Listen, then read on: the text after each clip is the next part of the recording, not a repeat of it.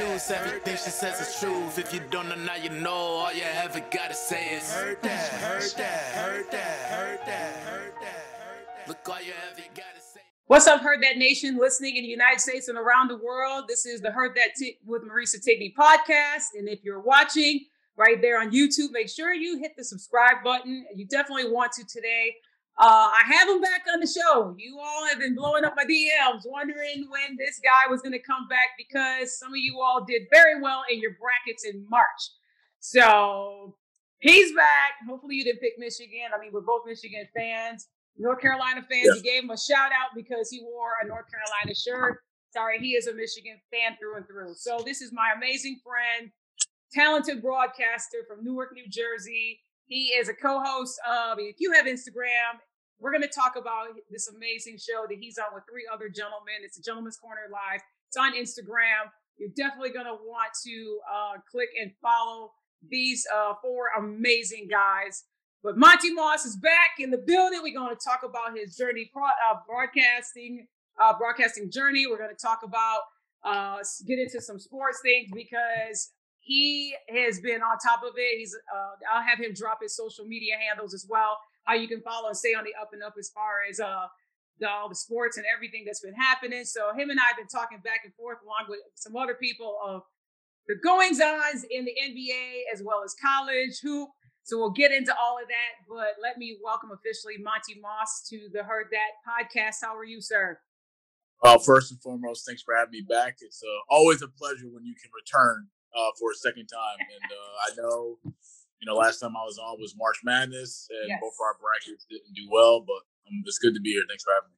Here's the thing. You were very popular because of your brackets. Some people went along and pretty much almost had identical picks like you did.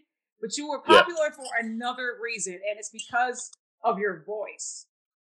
I had people that truly enjoyed your voice and then asked me, does he do broadcasting? Does he do journalism? Is he a reporter? Is he, on the TV? And I said, well, he will. Yes, remember his voice, remember his face, remember the name. Because I'm going to tell you this right now. We're already putting it out in the universe. Monty Moss, you will be winning awards down the road. I know you will because you have such an amazing talent for broadcasting, for your knowledge of sports and the game.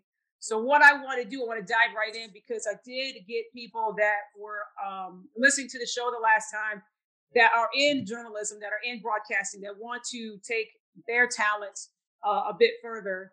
And I want you to share a little bit of how you became interested in doing broadcasting, what inspired you, who your inspirations were to go into the path that you were of broadcasting. All right. That's really a long, just no really short answer for it. I mean, the passion's always been there. I mean, it's something that I've always wanted to do. It's always been my plan B. It's been since I was in sixth grade. My first time seeing that world, that vision came, I used to always watch SportsCenter with my grandma in the living room. And Stuart Scott used to always be the guy on the TV. And, he's go through his promos, his snippets of, what happened, going down the highlights and whatever. So watching Stuart, I was like, man, I really might want to do that. And, I started to follow the business as I got older, 6th, 7th grade, 8th grade, and going to high school. But Stuart Scott was that first guy. And one of the first actual broadcasters that I used to listen to was Lundquist. He used to commentate for CBS. He's now retired. Trevor Harlan. Yeah, those are probably the first two guys that I started listening to, and once I heard that, it kind of was an ongoing thing. And then you start bringing other guys like Mike Green and Marv Albert, Dick Vitale, of course, the color commentary. But I was always listening to guys that were the voice, the main guys of the play-by-play. And then that's when you bring, you introduce other guys like Tim Brando from FS1 and Gus Johnson from FS1, Joe Buck, and all these different guys with different formulas and different rhythms on how they commentate. And for me, it's like, okay, if basketball doesn't work, for everybody out there, that was my plan A. That's what I would thought about in sixth grade. I'm going to go to the NBA. I'm going to play for a Power 5. I'll make a lot of money. That was my plan. And then, as I got older, right after 8th grade, I kind of figured like, okay, I'm going to still stick with basketball 100%. I'm locked in. But then, incident happened at Torre Macia my freshman year. And at the time, my high school was a powerhouse. We won back-to-back state championships in my sophomore and junior year. So right after my freshman year, and that happened, I was like, there's just no way I'll be able to play on a varsity level. And of course, your ego plays a part because you want to be the man at high school for playing whatever sport. And I just put playing being in full perspective. What are the steps to go through this journey? What is it going to take? What do I have to do? And all the things of commentary and broadcasting. So that's when I put it in full effect, and I put all my eggs in one basket. So for everybody out there thinking, do I have a plan C? No.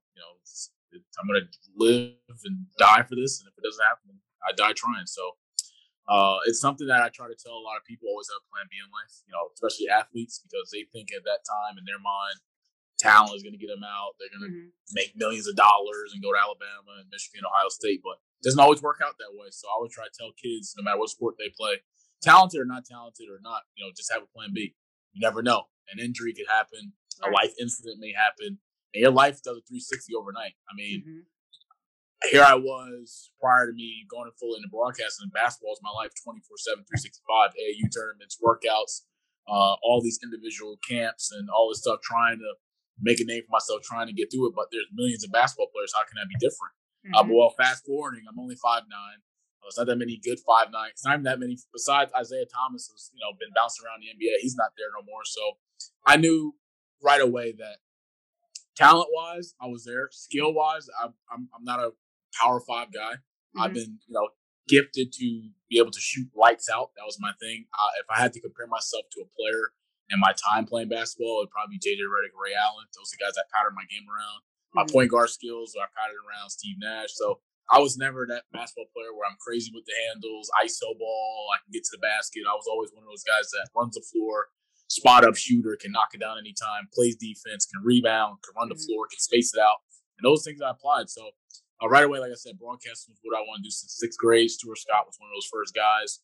And those voices, Kevin Harlan, Lundquist, Tim Brando, all those guys, hearing them. And I want to give a special shout out also to Brett Musburger. He's another guy, because every time I used to watch, if you guys don't remember, every Saturday ABC had college football. Yep. And me growing up, USC and Texas, and every time he was calling the game, it always would start, "You are looking live here from blah blah blah stadium here in California or Alabama, Tuscaloosa," and hearing that was like, this guy. I'll take it back. When he was on CBS, that was when I first heard him. Yeah. And going into the ABC. So Brent Musburger was huge, and his voice just radiated when it came to games and captured every sports person's attention to the game that was playing, whether it be your team or not. Shout out to Brent Musburger. Absolutely. I was very fortunate to meet him out in Vegas. He is now. Oh, wow, really?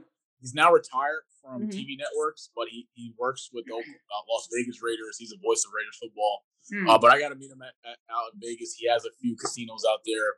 But the place that me and Tori Gurley, NFL Network X One, former South Carolina alum, the casino that we're at had a hotel in it, but Musburger had like an interest in it, or half owned or something like that. And I got a chance to meet him because he actually has his own network out in Vegas. It's called AXS TV. That's Vegas's ESPN, I should say. They have all different type of sports networks and saying that, different guys employed by Brett in the company. So Brett's doing this thing. I got to meet him. We talked for like 30 minutes. It was sort of like I'm just taking as much knowledge that wasn't for him. And prior to the pandemic, I was supposed to go out there and shadow him for one of the Raiders games, because it opened up this past season, but COVID hit and it didn't work out. So we're in the works now, trying to figure out a date, with the Raiders schedule, a home game. I go out there and just take notes from a legend. That's awesome. All the people that you met, let me ask you this, because you found your passion into broadcasting, and you knew at an early age this is something that you want to do. So when you had your first opportunity to broadcast a game, what did you do to prepare yourself for it? And, just share any stories about, how your nerves were, or if you just went in there and just, killed it. How were you during the first time that you had that opportunity? I mean, I'll be wrong if I didn't give a special shout out to this guy, because this guy gave me he made my bones. He gave me my first shot, and he took a chance on me. By the name of Mark Maben. You guys don't know who Mark Maben is. He is the president of WSOU radio station. It's on Seton Hall's campus. So quick flashback, prior to me going into broadcasting, my junior year of high school, there was a internship coordinator by the name of Deborah Cosby, and she was setting up kids with interns in whatever field they were in. So she knew that I wanted to be in the world of sports or whatever, and she had we had a connection or partnership with Seton Hall University, and we went through the whole thing. So I remember my first time going there to Seton Hall campus. I know still today it's like 10 minutes from my house, 15 minutes from my house, but I remember going there for the first time because I was always going to Seton Hall games prior to my freshman sophomore year of high school, but now I'm going to the actual campus, see what this life is like, campus life is like. So I went there. I was there an hour before the hour before the interview or meeting, whatever, and him and Mr. Frank. Mr. Frank is a VP of the radio station, but I met with Mark, Mr. Maben, I'm sorry, and I sat in his office and I laid out what I wanted to do, and he made life really easy for me. And it was a radio station at the time, still is today, 88.9 WSOU. That's on national airwaves, so you can actually listen to it if you want, no matter where you are in the country. And he said, I was the first. I'm very fortunate to say I was the first ever intern at Seton Hall University for the radio station. Prior to me, there's been no other interns, and after me, there hasn't been any interns. I've been the only one. I'm the first Black intern. That makes it even more better. And he took a shot. He said, you're still young and you're still trying to figure things out. So I'm gonna guide you slowly through this process. Yeah. Just follow my lead. And from there, I was there all summer. I got the interview. I did the interview in like October, November of high school, and that summer I got started. But what was fortunate about it, what was so unique, what made it even more special, prior to the summer of my junior year of high school, we set up a agreement or arrangement with my school and Mark Maben and Seton Hall, where every Wednesday throughout the entire school year, I would go straight there. So my intern day started that next week,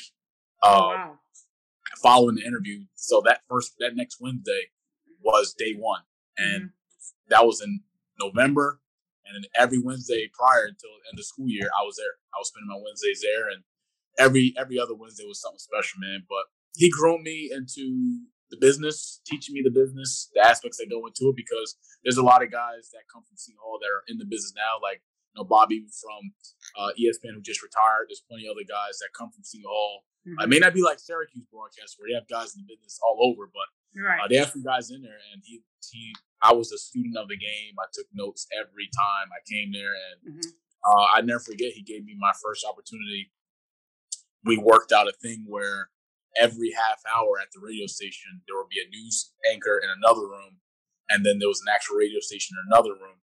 And I was in that radio station, and how each 30 minutes would go is the news guy would give an update on what's going on in Seton Hall, or weather, or what to expect, news around the world, or whatever. He would give that 30 minutes. So what Mr. Maben did for me was, okay, here's a sports guy. How do we include him in this time frame throughout the day on Wednesday? Yeah. So I would get to the building 8:00 sharp. Sometimes there's 7:45. It's right down the street, and I wouldn't leave that place until 9, 10 o'clock at night as a high school student. So I was constantly putting the work in every Wednesday. So I worked out a thing where either half hour or top of the hour, it'll be news. Right. And then here's a sports update with Monty Moss. Boom. And that was my thing. And so from there, what we did was, it was obviously just live. So we would take my recordings of me being live on air radio every time. And then after, save it to a flash drive, listen. What did I do right? What did I do wrong? How do I get better going into the next half hour? How do I get better going into next Wednesday? So it was something that was always unique. And on top of that, I was always challenging myself, because one time I sent it out to my godfather, and I said, hey, I'll be on blah, blah, blah radio station, top of the hour. Let me know what you think. Went on, he gave me my feedback, and from there, it just kept rolling. And then as I started to go, my time span on air got bigger and bigger and bigger. And it got to a point where it said, hey, we'll give you an hour live, sports radio show where people call in. I would chime in with the people. Here's what's going on around the sports world, injuries, score updates, whatever. And from there, I was just going hard, going strong. And I was still trying to figure this thing out because it's radio, not broadcasting. So, right. But you have to go through different avenues sometimes to get to that destination that you want to get to. Mm-hmm. So from there, it kind of made sense. And I just took advantage of the time that was given.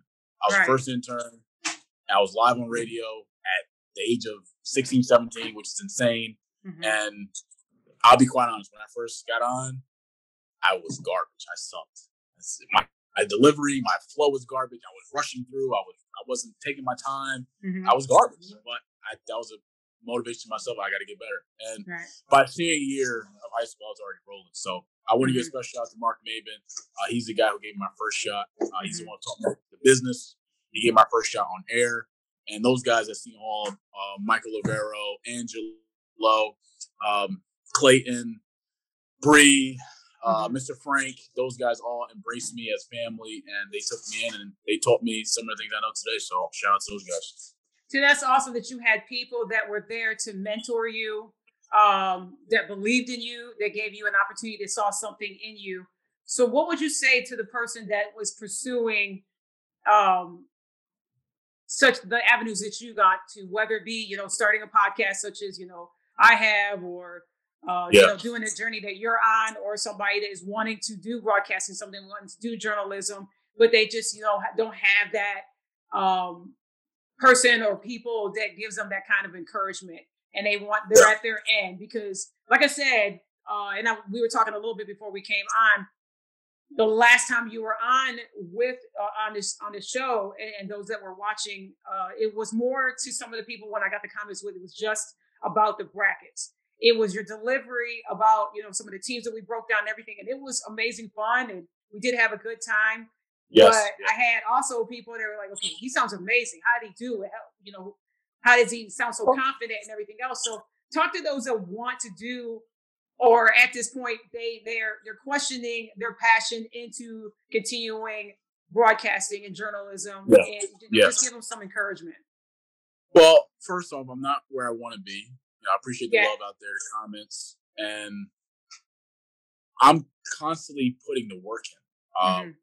The best advice I can give is, like, for me, it's different because it's something I always wanted to do as a plan B when I was a kid. This business is not for everybody. This business is very tough. You gotta have thick skin, because I still am receiving a lot of no's, but I'm also using that as fuel to the fire. Being a broadcaster isn't easy. There's a lot of developing you have to do. There's a lot of maturity you have to do. There's a lot of sacrifice you have to make, and that's with anything you do. But the best advice I can say is this: you have to ask yourself, is this something I want to do for the rest of my life? Am I willing to accept what comes with it? And it's a mindset where it's you versus you, and you got to be ready to do it, because if you're not going to be able to take on what comes with it, then this isn't for you. And it's very, very challenging at times. Trust me. But if it's what you love as a passion and it's something that comes from your heart, then you'll have no problem with it, because you're chasing something. I'm chasing something to get to where that next step, or where I want to be. For others, it may be something that they want to do for fun. Like, for example, at my college, one of my play-by-play guys, my color commentary guy, he was only doing that for fun.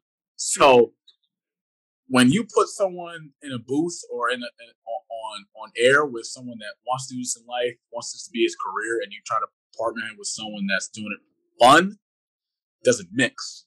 So there's a lot of elements that go into broadcasting. You got to be prepared. You got to be smart. You got to your homework has to be done. Your P's and Q's got to be done. Your preparation is the biggest key for me. And the best advice is be ready what comes with it, and ask yourself, this is something that you really want to do, because I'm not where I want to be, and I've took a lot of no's, I've took a lot of bad things, but I'm sticking to the script, and I'm staying in my lane, and I'm doing what's possible, what's necessary for me to get to that next level. And a lot of people don't want to do that, and not many people want to hear that. So look, I come from where I don't really have, when I first got cracked into business trying to get a name for myself, I didn't have no resources. I didn't have no contacts. I was trying to figure it out. But there's other people out there that already have the resources, already have the tools at their hand where they can get that push.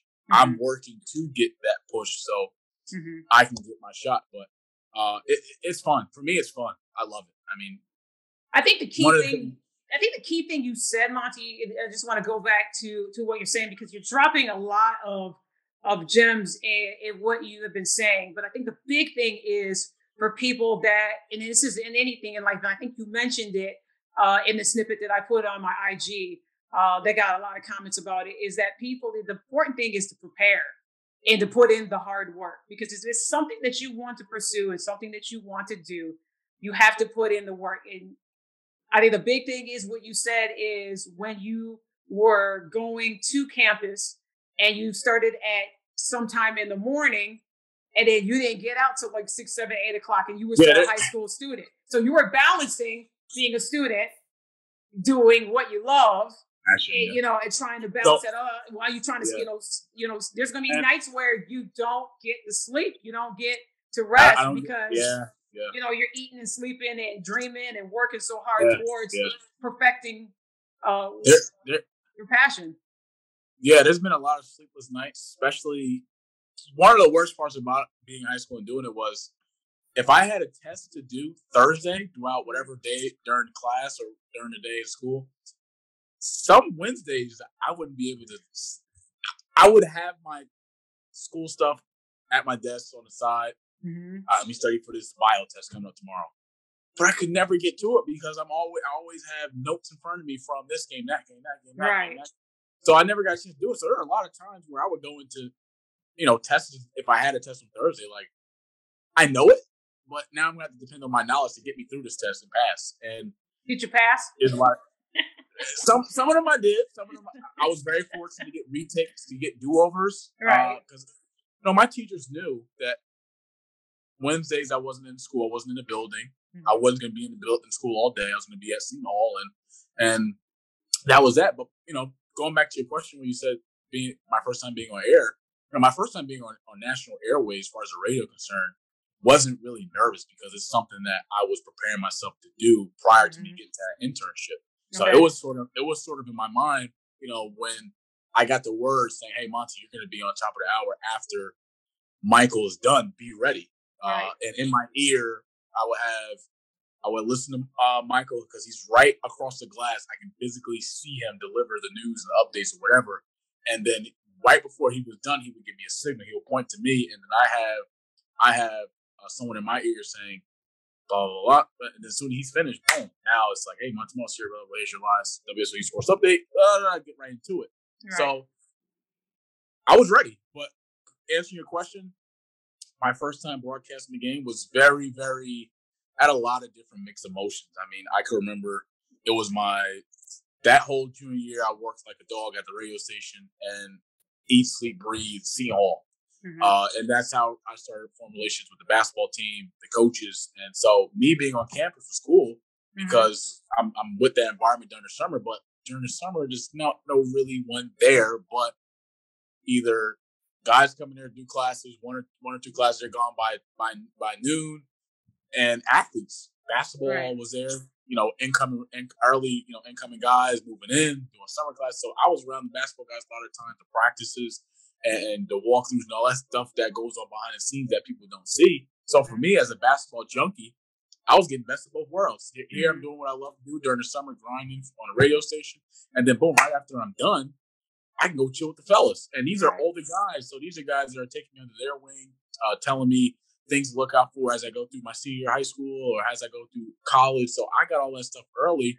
And then from there, it was just waiting on that moment. So, my first shot, it was a women's basketball game. Seton Hall played St. John's at home.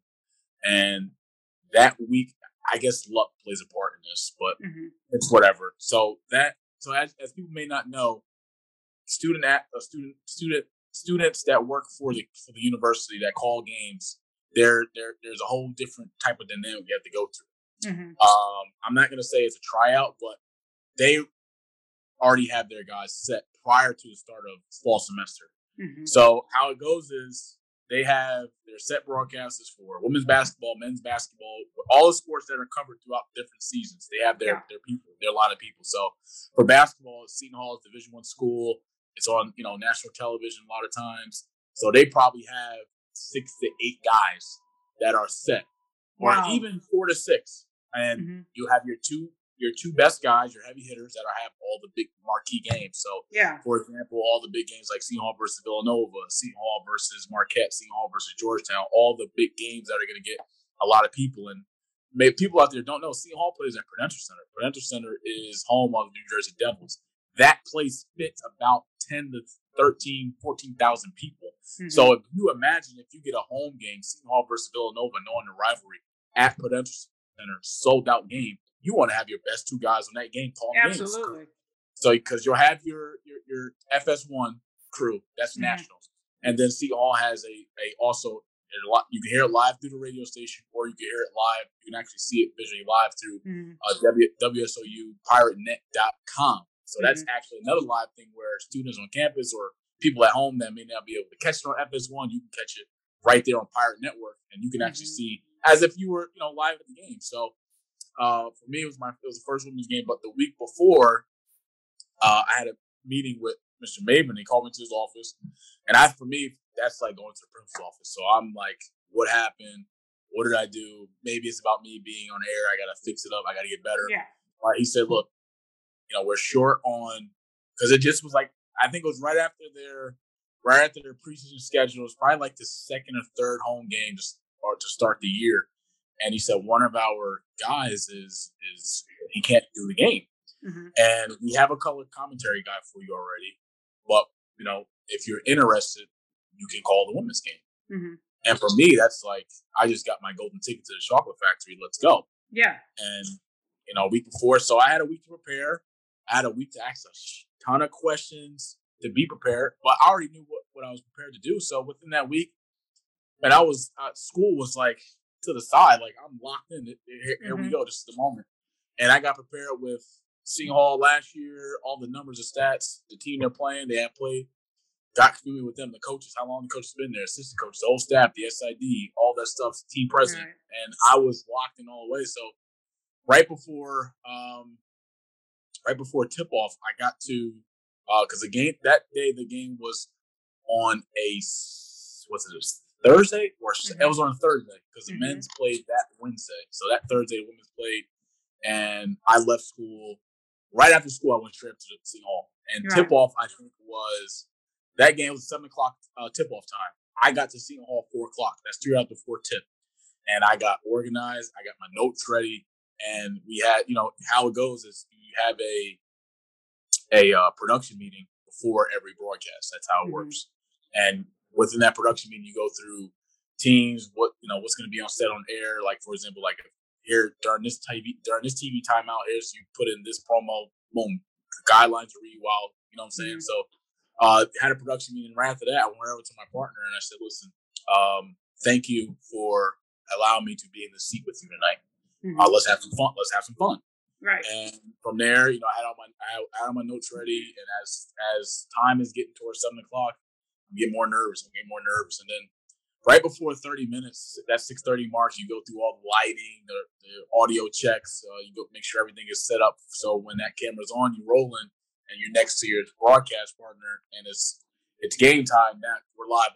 Welcome in, everybody. Blah, blah. And from there, I'm like, I'm built for this. Let's work. So right before that 30-minute stretch before going on air, that's when I was like, all the jitters were gone, and it was like, this is my moment. Let's make the best of it. You immediately went into the zone, Yeah, but prior to that, I was like, damn, this is it. Am I going to be ready? I can't mess up. Because there's a million different things going in when you first do your first game broadcasting. But once that bright light came on and we had a mic in our ears, like, all right, 30 seconds, 15 seconds, and 7:00 hit, boom, we're live. Boom, I was locked in, ready to go. And it was an amazing experience. But like I said, after the game, I didn't get home probably till like 12:30, almost 1:00.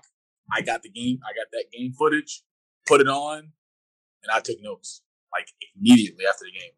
How did I do? Okay, I shouldn't say this during this minute. Let me go back, and so I know next time. And right after that, things got rolling. So I was fortunate enough to call some women games for them. I was fortunate enough to call some men's basketball games, not the big ones. I wish.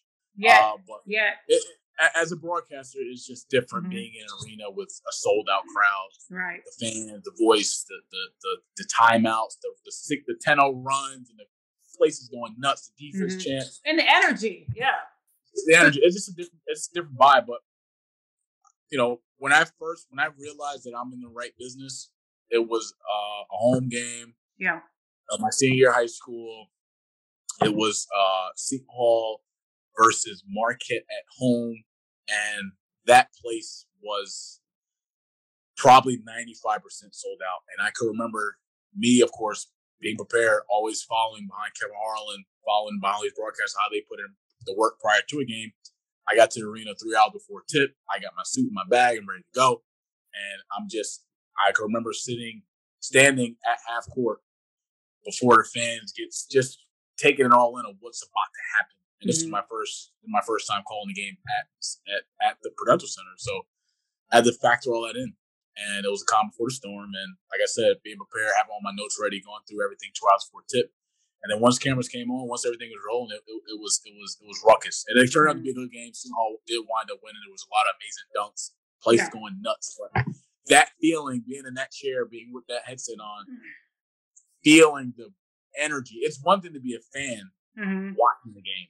Yeah. Being a broadcaster, calling the game, and having all that circus around you, it's a different feeling. And that's when I knew it was like, okay, I'm in the right business. Let's keep working. And from there, I worked through my senior high school, and I was factoring everything else, but Seton Hall was a priority for me, and I wrote it out. So, I mean, broadcast is fun, and it's something I love to do, and I'm willing to be like one of those guys where I'm like 90 years old, still on air. But it took a long time for me to be how I am with my delivery, as far as my voice, what to say, what not to say, my tone, how do I deliver. It took me a long time to get it right, and it's still not right because you gotta mention now we've been in a pandemic. That means because I go to a Division III school now, so there was no basketball season, so that's a year off from not commentating. Right. But here's where I made the difference: that I was still doing live shows or whatever, keeping myself busy, keeping my vocabulary growing, and then from there, there would be some college games that come on, not college games. I would go back and watch old games I never saw before. Because at the time, March Madness had their YouTube thing where they would replay old tournament games, old games in general. Yeah. So I would literally say, okay, this North Carolina versus Gonzaga game, 2017 National Championship, this game is on YouTube, right? By March Madness. Okay. I'm going to act like I don't know what happened. I don't know the outcome. I don't know who won.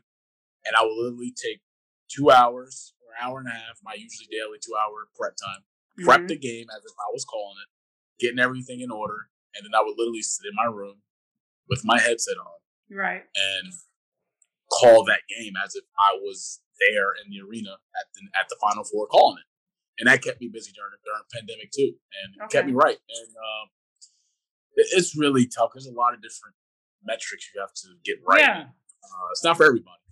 No, I think that it's just absolutely amazing, and what I'm so excited about is going into the winter sports that we are going to have basketball and college basketball throughout.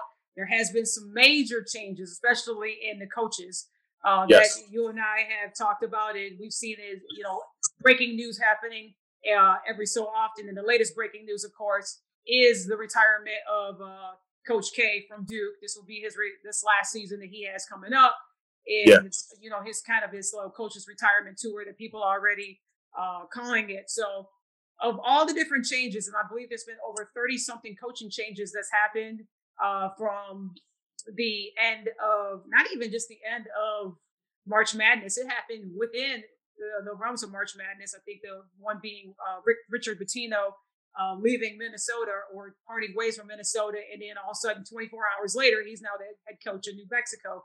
But there's so many different coaches, different changes, either the retirement or no longer with the team, or they got a better opportunity. Shaka Smart being one of them that I could think of that left Texas and is now at Marquette. And now Chris Beard is taking over Texas, still in the state of Texas, but left Texas Tech for better opportunity with Texas. Looking at the list of coaches, what is the ones that jump out to you that you think, okay, this particular coach is going to take this program and make it so effective now?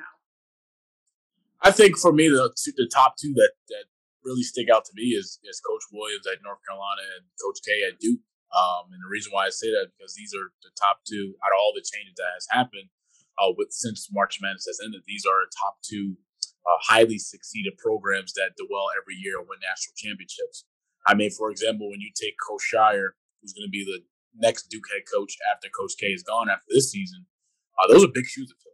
And those two jobs, those two places, those two coaches are very hard shoes to fill. I mean, no disrespect to any of the coaches like Coach Beard taking over Shaka Smart in Texas, but here you have Duke and North Carolina, of course, one of the top two most winning programs in college basketball. And yet there are two legends that have been at these programs 20 plus years. Yeah. You know, no matter who's coming in, you have to meet those expectations and you have to deliver. That's the only advantage is that Coach Davis at North Carolina, he gets to start right away. Coach Shire has to wait a year before him taking over.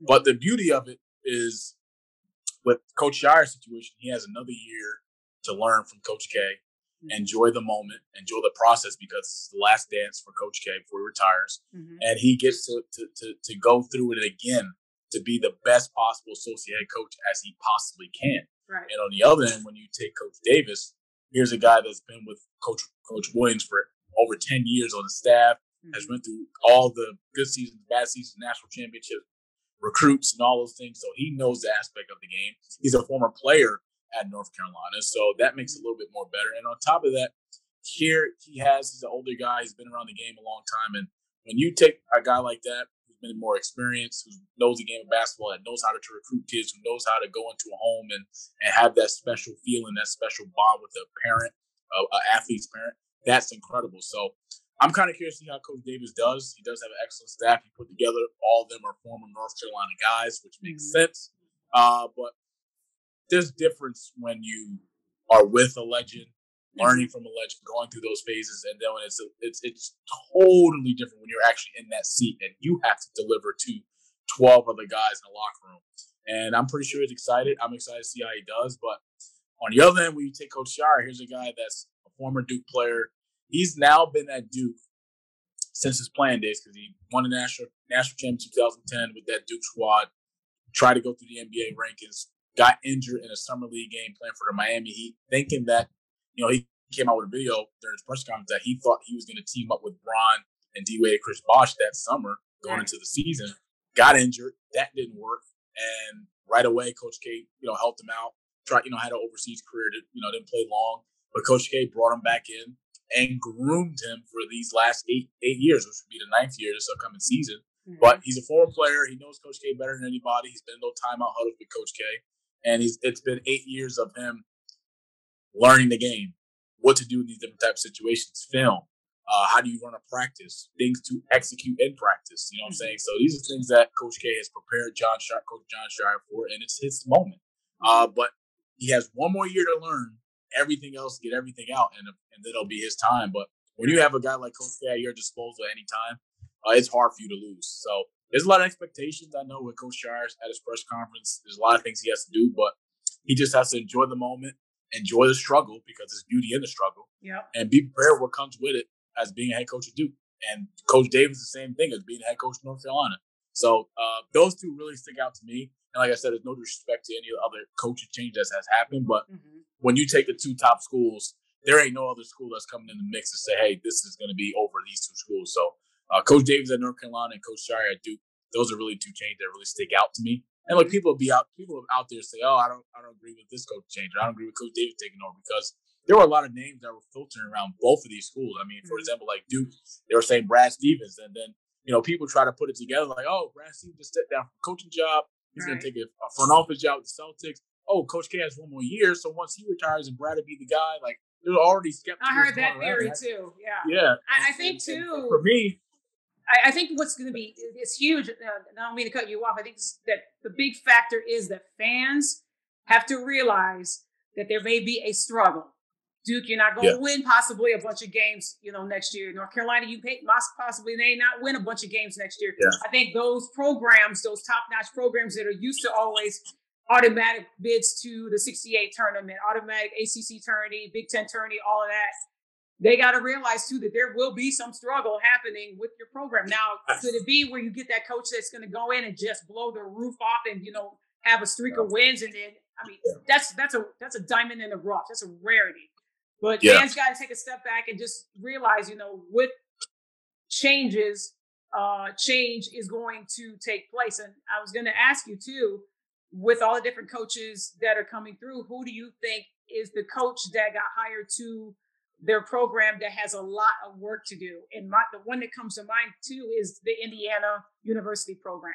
Archie Miller, basically with those young men there, it was a train wreck. It was absolutely horrible. And I think Mike Woodson coming back to his alma mater, I think that it was a great hire for Indiana.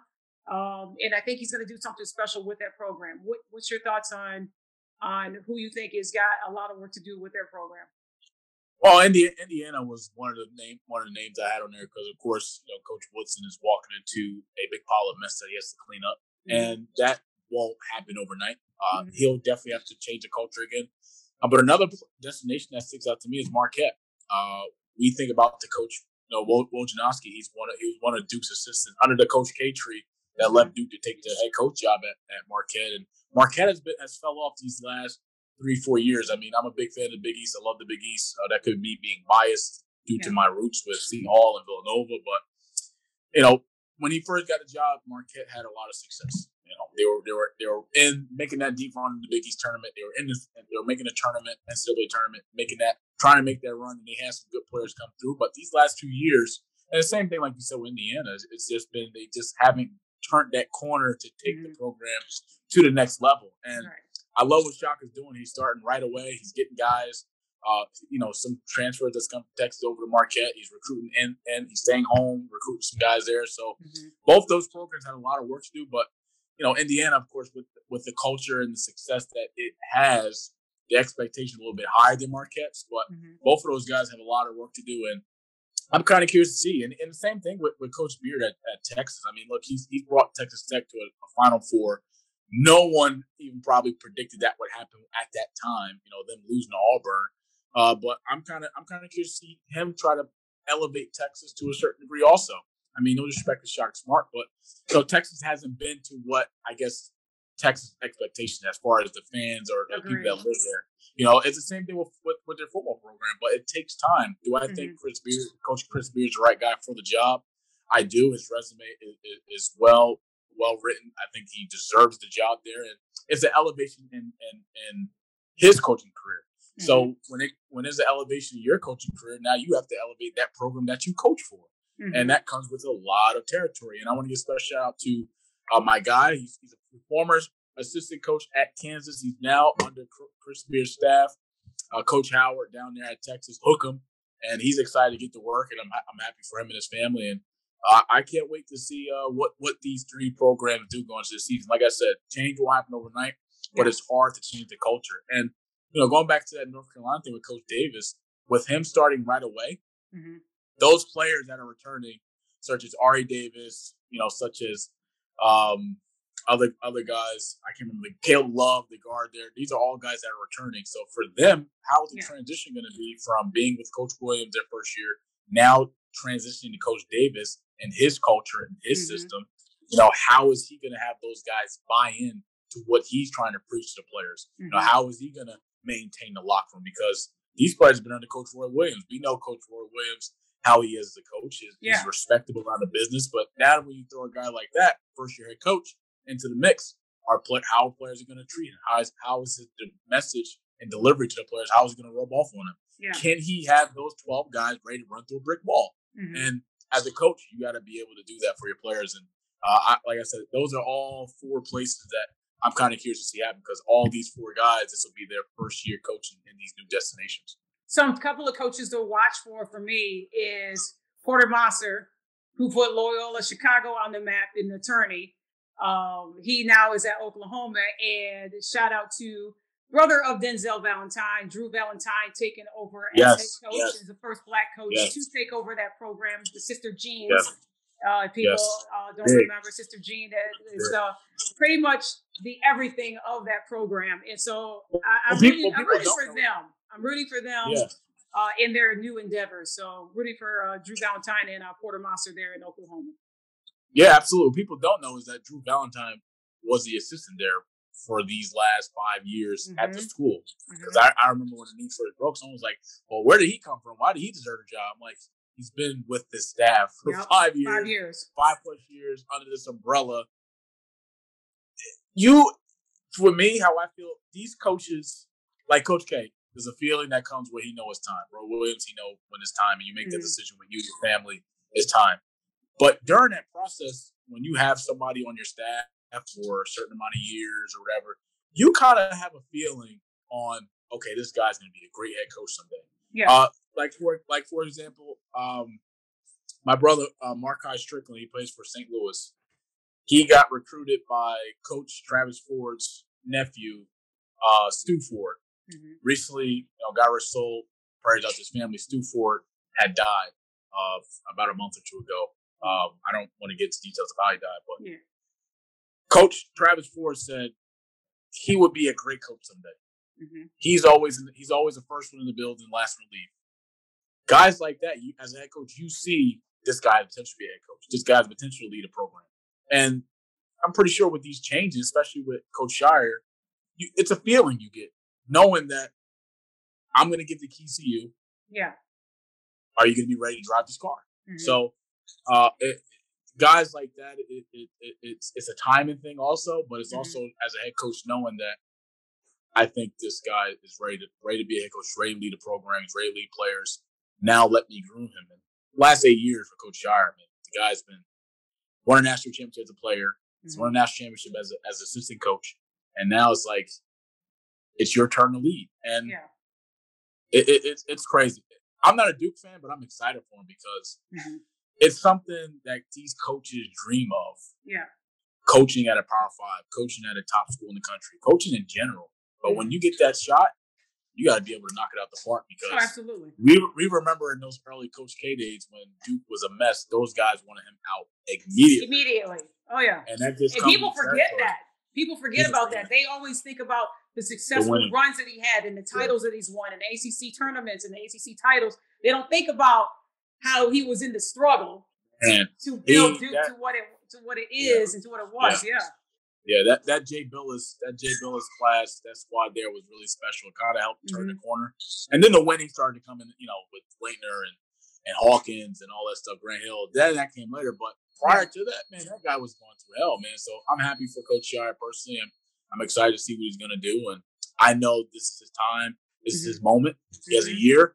When it's your turn, be ready. And Coach Davis, same thing, man. I know you're ready to go. And all these other new head coaches that are going to be first-year guys at new universities, just change the culture, make it impact, and make your presence felt. And from there, you just take on what comes with territory.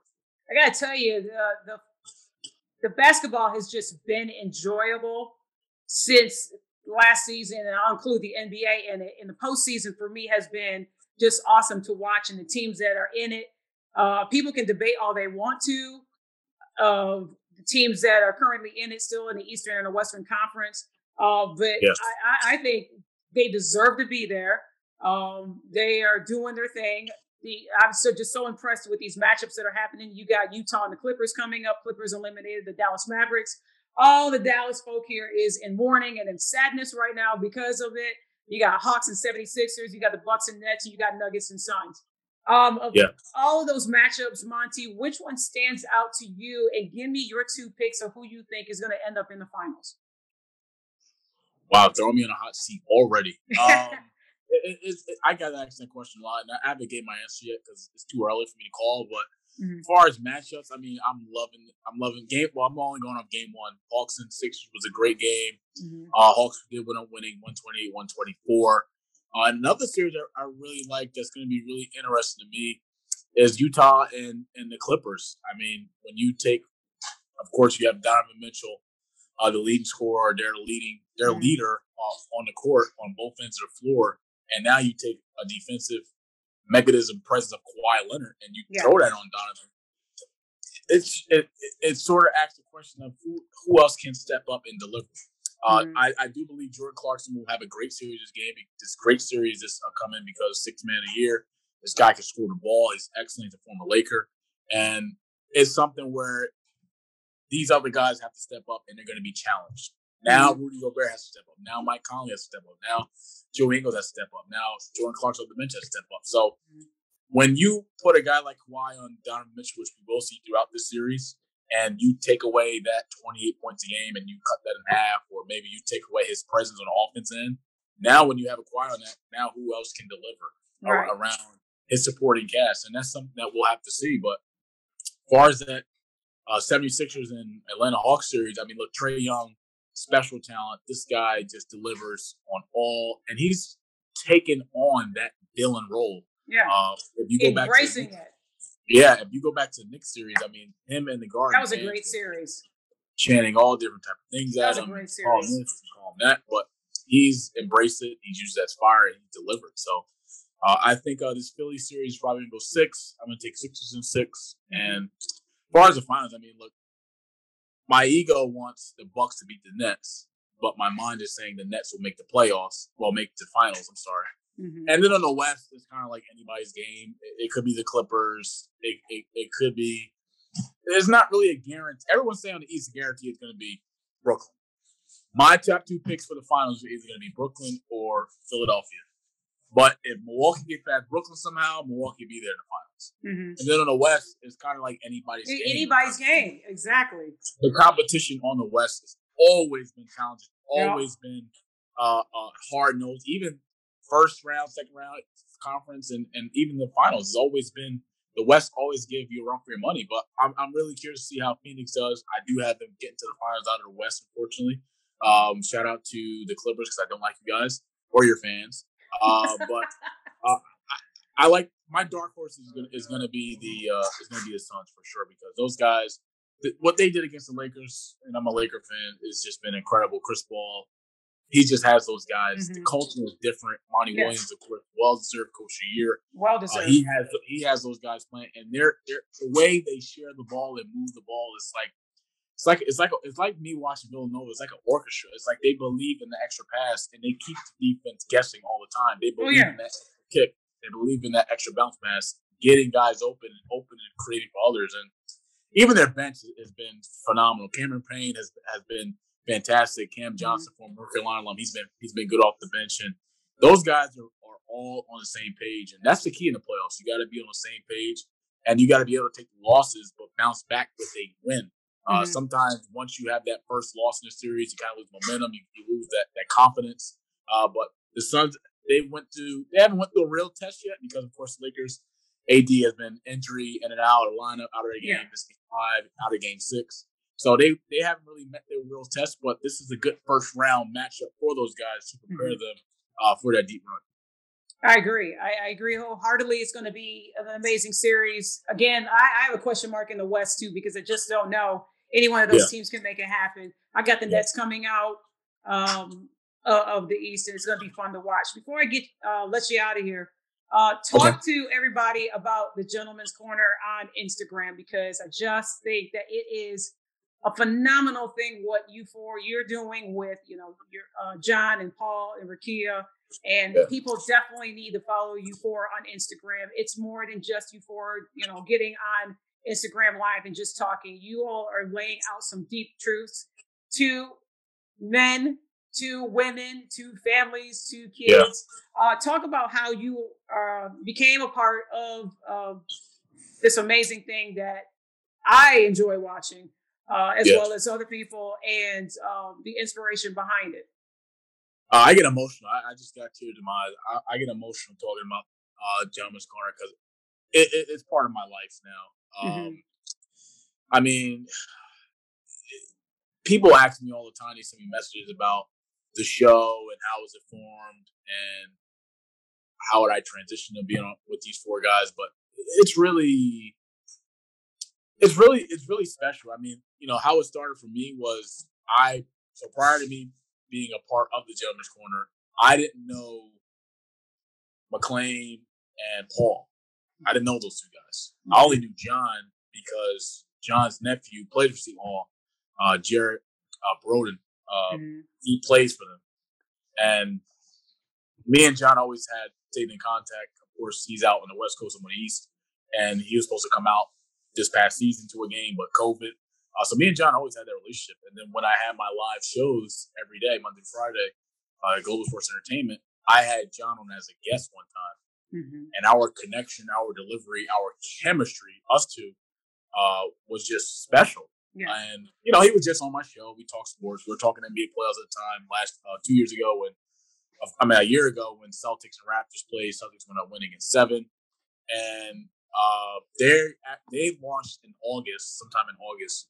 And then John reached out to me in September sometime. And it was something I couldn't turn down. I mean, you know, it had nothing to do with what comes with it. It had nothing to do with what I bring to the table, me personally. It was what John's vision was for the show. And then once I met Paul McLean and their vision for the show back in September of last year, it was sort of like a match made in heaven. And we didn't know what was going to come with the Gentleman's Corner. You know, John and Paul and McLean's vision was, hey, look, if there are 5-10 people here, then we'll just talk in front of 5-10 people. Yeah. But you know, we had a lot of guidance during the way. You know, we were fortunate to have someone that was there to sort of put their stamp on how to go through this field, how to go through the journey of the Gentleman's Corner, what to expect for its topics, the audience, how to deal with the audience, how to deliver with the audience. So we went through a lot of those early bumps and bruises, and we had that. Yeah. But what's special to me is you take 4 guys from all 4 different states who's never met each other in real life physically, which is coming soon. That's what blows me away is how, and I'm sorry to interrupt again. That's what blows me away is that you 4 have not met each other yet in real life. And the connection between the 4 of you all is there. It took time. But for me personally, when I first got there, the transition was really easy. Because me talking, being a broadcaster, what I do, but 4 guys, all different 4 ages. And for me as the youngest, you know, I have a voice now because I can deliver to the next generation of guys or next generation of athletes or next generation of men and women or up and coming or who is 19 and getting ready to turn 20 or 17 ready to be legal with 18. So, you know, I have a voice. And look, to be quite honest with you, my transition of doing that was hard. It was really difficult for me because here I am going from being a host of my own show, Global Sports Entertainment, from being the voice and commentary, being that main lead guy talking, calling games, to now not being that and not being the voice and not be able to do what I do best, and that's deliver as a host or as a play-by-play guy. So for me, I had to adjust again because during my broadcasting career so far, I've had to take that backseat role and be a color commentary guy. Now, is color commentary what I want to do? No, play-by-play is.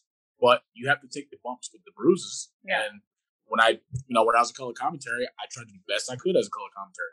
But I know play-by-play, being the voice, is my bread and butter. Same thing with the show. John is the host, the intentional host. Let me throw that in there because this is something that he definitely, you can even ask him. It's something he's definitely never envisioned of doing. But now he's the host. I'm a co-host. I'm behind the scenes, sort of. I'm not the voice. Okay, how can I be the best I possibly can for this show? And look, he's made life easy for me. You know, before IG had the 4-way, just us two, there would be times where our chemistry is just like him happening on my show again. But it's just flip roles. Now, he's the host, and he's throwing the alley-oop for me to dunk it, and I just deliver it. And, we didn't really have our chemistry issues, but, once we got to that 4-way thing, now you're including John. Now you're including Paul. I'm sorry. Now you're including McLean. How can we get the best out of us to an audience? I love that IG is now developed a 4-way where all 4 of you all are in there. Yeah. It's like you all are in the room together. Just conversating. It's funny. I had a friend of mine I went to high school. He sent me a text private like, "Were you guys in the same room for that show?" I'm like, "No, we just all have." And shout out to Paul because, man, this guy, outside of John McClain, he was a guy that really we connected early and immediately. And he's been there with me every step of the way. I mean, look, there'll be times where me and Paul would talk every day, calling, text message, calling IG, like it's like my big brother, which he is, and it just flowed, and that would make it so unique because all of us have chemistry with each other privately, and we do what we do. Paul and McClain, they're like boyfriend and girlfriend. They talk every day. John and I talk every day, so we're all communicating. We have our own group chats and stuff, so that's unique. And on top of that, now we're at a point where we've been doing this. Our a year anniversary coming up in August. But we always have that mindset. How do we get better? How do we continue to get better? How do we continue to grow? How do we continue to deliver to an audience? And, numbers, I'm not really a numbers guy, but we're making impact on people's lives. It's one thing for D Nice to make an impact with CQ for a year and delivering at home from a music standpoint and CQ After Dark. But it's another thing when you have 4 guys coming together, talking about uncomfortable conversations, and we deliver to an audience of our own. And it's in the chats. It's in the chats. And I know the chats go by so fast when you all are doing your thing, but I promise you the impact that you 4 are making, because I don't chat that often. I just, Paul comes out with his little, costumes and his props and everything, and it's hilarious. It's like a huge icebreaker.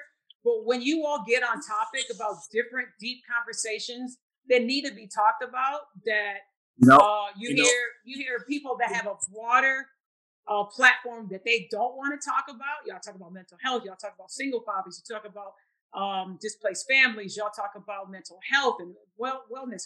Y'all go there, but the way that you 4 go there is so relatable. And shout out to you 4 because it's helped me. When I communicate with my husband, it's helped me communicate with my nephews who just moved here almost 6 months ago. I just applaud what you 4 bring to the table and different perspectives of it. Thank you. What's funny with Paul is that when he first broke out the props for each show, this was probably back in October or November. I said, dude, we have like 6, 7, 8 more months of shows. In the early stages, he always tried to up himself each week, doing better from last week's prop. And I told him one time, I said, dude, we're going to be on national airways for the next 8 months. Yeah. You can't outdo yourself each time, man. Like, sooner or later, but in my mind, I don't think he's ever going to run out of props because the guy is he's classic. He's classic, man. And look, at the end of the day, I want to give special thanks to John for throwing it out there to Paul and McClain and say, hey, what do you think about bringing in this young guy, the next generation, because they're all older than me, and them saying, let's give this guy a shot. And for me, the impact that they have had in my life has been incredible. And we've been through ups together as us 4 at the Gentleman's Corner. We've been through some bad times at the Gentleman's Corner. Me and Paul have got into it privately together. Me and John. These guys, they all hold me accountable, and we all go through, even our own personal lives, but we're always there for each other. And that, I think that's one of the special things. And McClain has just been like, if God was a human, he would be it. He's a godfather for a reason. That's why he closes out the show, because he's the closer for a reason. Yeah. And his impact, his presence always felt in a room. And he just knows how to speak to the people, man. And the conversations me and McClain have had privately, the phone calls we had, I'm just very blessed to have him in my life. And I can't wait to meet these guys because it's long overdue. When you take 4 guys that never met each other and you throw them on IG Live, how's it going to work? Yeah. Are these guys going to flow together? How's the chemistry going to be? How's the delivery going to be? Is this something that is only going to be on for 2 months and then they're off? Or are they going to not have Gentleman's Corner anymore? But we've stuck together. We went through these different challenges together, and we just having fun with it. But now we're at that point mentally and that mindset of how we get to the next level. How can we take our brand, the Gentleman's Corner, and put it on another pedestal? And we're still figuring out. We got some things that I won't say because I may get in trouble by HR, aka Paul. But we got some things to open up for you guys, and we appreciate the love, man. I mean, the messages these guys get, including myself after shows, is cool, but the people that come and watch every Wednesday is what keeps us going. The comments keeps us going because it's like, we know we have an impact with the audience at home. We know we deliver, we rub off on them what we say that affects their personal lives. You know, like you said, us has helped you with your household, your marriage, your family, and that's what's key. You know, and what another thing that's more difficult with me is I'm not even talking sports. So now you take a guy that's eat, sleep, breathe sports 24/7, but now you bring him into a world where it's not sports, and he has to talk about other things that may not be comfortable with him. But I love it because the next generation of kids have to hear these things. They have to be ready for what this world has to bring. And if I were to sit here and talk sports 99.9% of the time, yeah, I'll be happy because it's what I love to do. But the conversations we do have, I'm blessed to be a part of, and I'm blessed to know that I have a voice and I can make an impact, rather it's to youth, rather it's older men, rather it's older women, rather it's older women's family members, nephews, cousins. I know I make a difference. My voice is always heard. Yeah. And, you know, I'll say one more thing before, you know, we get into the next thing is that where we are now, and of course the Clubhouse opening up and us being on Clubhouse on multiple different social platforms, we would have never thought of this. You know, back when we first started, you know, when they brought me on, we were just doing it just because. But as we got month after week, message after message, like, yo, we got something here. Let's keep doing it. And look, man, we're like a showbiz, man. We ride it out. But when I'm at home, actually not even at home, I'll give you a funny thing. And I know this is crazy, but the moment I knew when this was serious, like Gentleman's Corner, for me being on their show or being on John's show or being part of the crew, when I knew things were serious is when if you notice, you go back to the beginning, first few months of the show, all of our backgrounds were different. John always had the backdrop. Yeah. Blaine and I were like in our rooms or offices. And one night, we were all of us were on a phone call, and we're like, Paul just threw it out there, like, hey, what's you guys' addresses? I'm like, my address? I mean, it's my brother. I trust him. What's my address for? He said, look, guys, I'm sending you guys a package, a shipment, be on the lookout, whatever. And right away, Paul sent me a text, hey, your delivery's supposed to be by Saturday. Be there when it gets there. What is this talking about? And then, you know, I opened the box, and it was our backdrop. And from that moment on, I said, okay, we're serious about what we're doing. Let's take it to another level. And that's when you see every Wednesday on the show, we all have this new backdrop and things of that nature. So that's when I knew things were being serious. But man, those guys don't get enough credit, and I wouldn't be where I am right now in this moment. Probably, maybe I'd be better, maybe I'd be worse if it wasn't for those guys, man. The guidance, the talks they have with me, the knowledge that they give me, man. Because these are all older guys that have been in the business of their own passion. Yeah. You know, Paul's been in IT for over 30 years. You know, McLean has been in the school industry for 30 years. John's been in the business side over 25 years. So these are guys that are all different fields, but they know what comes with the territory of the world I'm about to enter. Of course, being a broadcaster, what are you going to be working for? A Fortune 500 company. What's a Fortune 500 company? ESPN, Fox Sports, NBC Sports, CBS, NBC. These are all NFL networks. These are different companies that operate like a corporate America. So they tell me things I need to hear, preparing me for when that time comes. And I'm just thankful for those guys. And, you know, I get emotional talking about them because they've meant so much to me on the camera, off the camera, behind the scenes, and my broadcasting words on and off the court.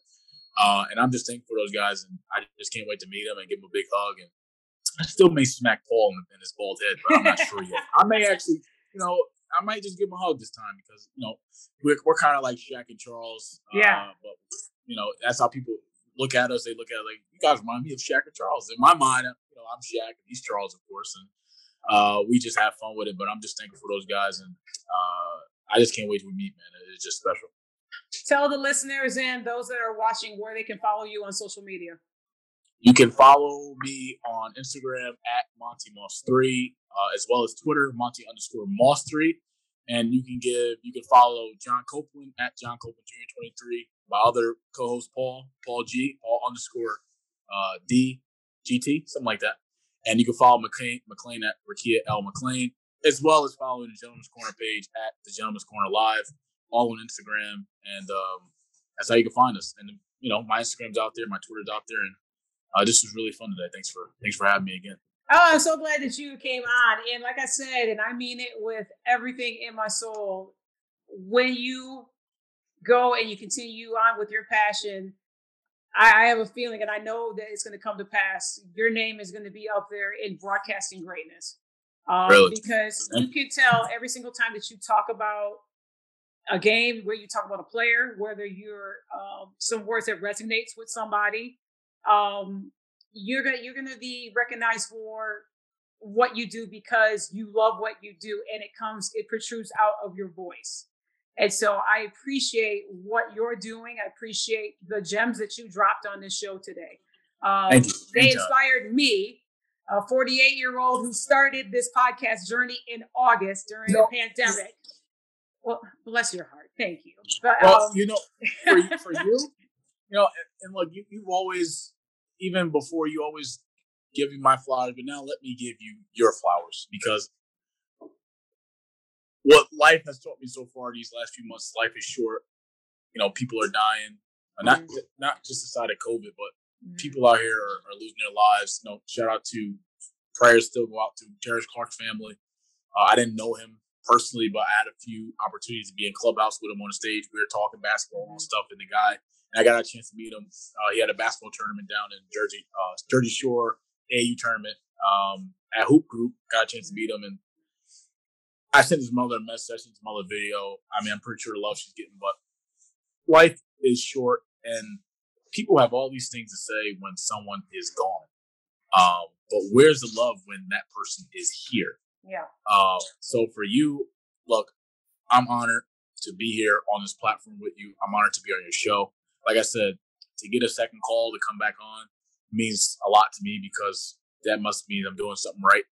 And I know we come on here and talk sports, but we talk about all the things that we keep it 100. But for you, with what you've done, and I've been following and listening to the different episodes of different guests that you have had on, it's never too late, one. And two, your passion for what you want to do. I feel that, and I'm through a camera. I feel your presence. I feel your energy. I feel your emotion on certain topics, and that's what's going to keep the guests coming back. And that opens many doors. And for me, whatever I can do to get whatever guests I can get on, or wherever my connection is, I'll be my honor, because you are very talented and you know your stuff. It's funny. My big bro, Tori, he said when we had our podcast together, Champions Club, which is streamed on all platforms also. And he gave me that phone call and said, I want you to be the host of this platform. And of course, that comes with a lot of territory, because he's a former NFL guy. He's had great college football success. That comes with a lot of stuff. He said, KYS. And I said, what does KYS mean? And I'm going to curse on this platform. Know your shit. And exclamation point, on all caps, KYS. And you know KYS. And that's really important, because it's easy for anybody to get a microphone and start talking about whatever, but it's different when you know your stuff and you set up your guest for them to deliver. It's just like broadcasting. I'm calling the game and you're going to be my broadcast partner. My job, my duty to prepare you, to throw you in situations where you can deliver and be great to the audience. So, it's like, for example, hey, there's a TV timeout. Marissa coming out of this timeout. What do the Phoenix Suns need to do on this next possession coming up? Boom, there's the alley-oop, and there you come. Yeah, Monty, I think what they need to do is run a set through Chris Paul and get down to DeAndre on a low block, and you let him go to work. They have to play through him. Chris Paul is struggling from the field. They have to get him going. Boom. That's a job as a play-by-play guy. Delivering. Broadcasting is telling a story, but I'm just telling it in a different way. It's like, hey, swing out left corner, knocked away, driving to the other lane, and drop the hammer, things of that nature. And it's just like a host. It's your job to set up your guests with different questions, different topics, so that when it's their time, they deliver. And you do a hell of a job of it, and you're special, and you have a talent. This may not have been something you wanted to do when you were younger, or in high school, or in college, but I noticed listening to your episodes that you're having fun with this. And as long as you're having fun through the process, all that matters. Because it'd be different if you were here like, do I really want to do this? No. Do I really? All right, let's get it over. But no, you having fun with this, and you doing your thing. And I want to give you your flowers while you're here because it's special, and it's what we're supposed to do. We're supposed to tell that person, hey, keep going. All right, no worry that you're struggling right now. Let's get right. Let's figure it out. Let's turn this corner and go. And I think in today's world, you don't see that enough from people my age or even people in general on helping that next person. That's what I'm all about. If there's an opportunity for me to help you, or come into your life to make an impact, or come into your life to help you through this journey that you're about to go on, I'm 100 stamp approved, all in. And I think people don't do that enough today. And I think people don't talk as much as they should. Us as men, I agree. We hold in so many things. We hold in things that we don't want to talk about to our peers or our friends or our family because we feel embarrassed. We feel ashamed of telling the bad. We tell all the good, but we don't talk about our struggles. We don't talk about what I'm going through. We don't talk about things that's on my heart. And I think us as men, we have to do a better job of that. And that's what we try to do in the Gentleman's Corner. Us four, we talk about how we really feel sometimes on the show. As you can see, there's been times when John has cried. There's been times where I have cried. There's been times where, Paul has been emotional. There's been times where McLean has cried. But these are things that we should do on a daily. Check up in on your people. Check up in on your brothers. Check up in on your sisters. Hey, I so agree. I'm really against. That's probably my own personal opinion, and that's be my last thing I say. I'm against talking to someone once every 3 weeks or once every 2 weeks. I'm against that. If you're my dog, if you're my brother, if you're my family, and someone and my best friend, and I love you, and we're in this together, you're my dog. Look, it may not be every day, but every other day. Hey, how you doing? You all right? How you feeling? Let's talk about it. What's on your mind? That's me. But my mission, rather when I'm on a Gentleman's Corner or whatever, how can I make that same feeling, that same impact to others? Like, check up on your loved ones. See how they doing. You know what I'm saying? Like, I'm against talking to family members once every 3 months. I'm against talking to somebody in general once every 3 months because, a lot of things happen within a 3 month time span. You know what I'm saying? And so, agreed. That's my message out there to everybody that be watching, that be listening. Check up on your loved ones. If you have any relationships, repair them. And if you really support somebody, be there for them when those dark storms come. A lot of people want to be in your life for all the sunshine and the glory and the gold, but when you go through those dark times, when that storm is 2020 was a continual storm, yes. But there's some of the storms are going in 2021. We still need to check up on one another. I so agree with you. Mikey Moss, you're a gem. You are an absolute delight. You are mad talented. I'm so glad that you said yes to coming back on the show. Anytime. I know this will not be, I'm going to put this out there right now. I would like to do an NBA draft episode with you because we got some great ones that are coming to the NBA that are going to be drafted in the upcoming draft. Hopefully the lottery falls our way. Detroit Pistons needs all the help that we can get, but we'll cross that bridge later on in the broadcast. So I'm extending the invitation out to you. We got to do an NBA one. Honor. Done. Okay. I might have to just call my agent and figure out what the numbers are going to be. There's going to be a time frame where I'm going to be getting paid by appearances on different people's shows. So listen, I may have to call my agent. Bring people all in. I mean, we could do a whole group of, a whole session on this. So I can't. More the merrier. I call some guys and we can get that figured out. But like I said before, I'm honored to be here. It's always a privilege to come on your platform. Shout out to all your fans out there. Shout out to all the listeners that listen to this podcast. Not just me, but hers in general. Continue to support her. Continue to show her the love that she deserves. And anytime you need me, I'm always a phone call away. And I'm blessed to be here. So shout out to you. Shout out to Gentleman's Corner crew. Shout out to my dog, Brian Garvin, Chuck's Brownies, my fam. And shout out to everybody out there. There's beauty in the struggle, people. It's you versus you. How are you going to go get it? And can't wait to be back again. So always it's going to happen. And shout out to every single person that was watching and listening today. We appreciate you. And as I always end the show, take care, stay safe. We out.